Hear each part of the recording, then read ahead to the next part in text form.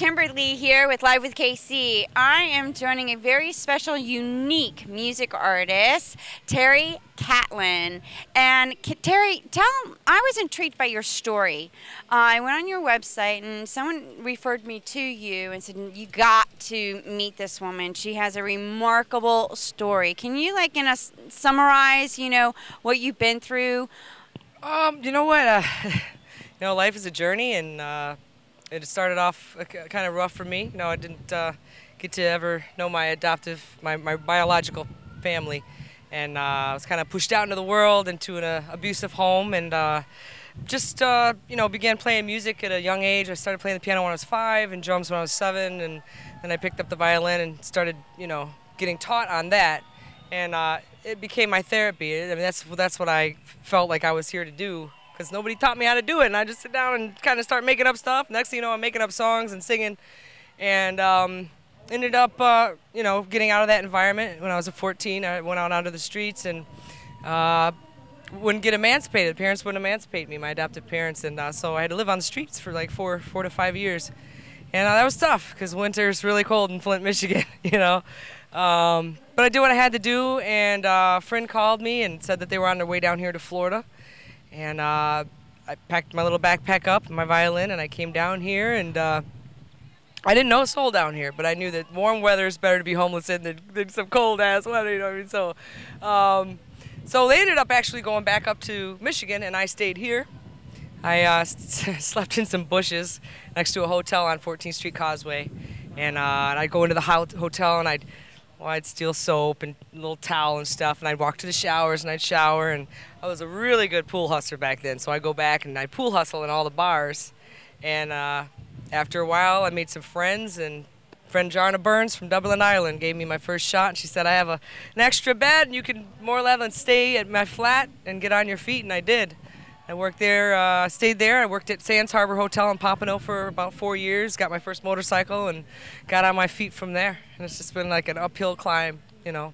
Yeah. So even through your hardships and everything, I mean, most people that have been through what you've been through, they begin to grow bitter, hardening. They harden their hearts and everything. How did you keep from becoming that? Was it music that helped you? Well, I gotta say, when I first left home and I was on the streets, I was bitter. I was angry. I was not the same person I am now. I used to think I had a cape on the back of my, body, and I would go out and beat up all the bad people in the world and try to make things right. And I had I had the poor me thing going on, which I think is only natural when you're 14 and you're living on the streets and everybody's just kind of throwing you away, which is how I felt at the time. And something happened through music, and something happened through being on the streets at that time, not having a home, that made me more connected with the earth and the elements. And literally the lakes became my baths, and the rain became my shower, and I would climb up in trees and fall asleep because it's safe up there. Nobody looks up there when they're walking on the streets. And that connection that was created between me and the planet has aligned something in me and kept me strong and made me lift up my chin and see things in a different way. I'm not alone. I'm not alone. I mean, we're all one here. The trees, the grass, the wind, the breeze, you, me. It's just a heart-to-heart thing. And there's an element that's in all of us that's connected with the planet and the stars and the universe. So I realized, I'm not alone. I can do this. I can do this. And so through music becomes my therapy. And when I'm feeling down, sometimes I'll start to write a song that starts kind of bummed out and down, and then it'll lift itself up. Just like Another Day Begins. I was in a really lonely place, but then I closed my eyes and I did. I realized I have angels all around me, and the sun came out, and I was like, oh, I can see everything. I can feel it. I'm okay. I'm okay. I'm breathing, and I feel good.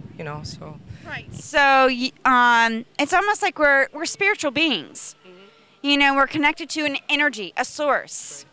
Right. And through that, it gave you a different perspective, and music was your therapy, and it was a way to get into your true self of who you are with the one source. Mm-hmm. Yeah, and it's that one source that keeps me going through everything.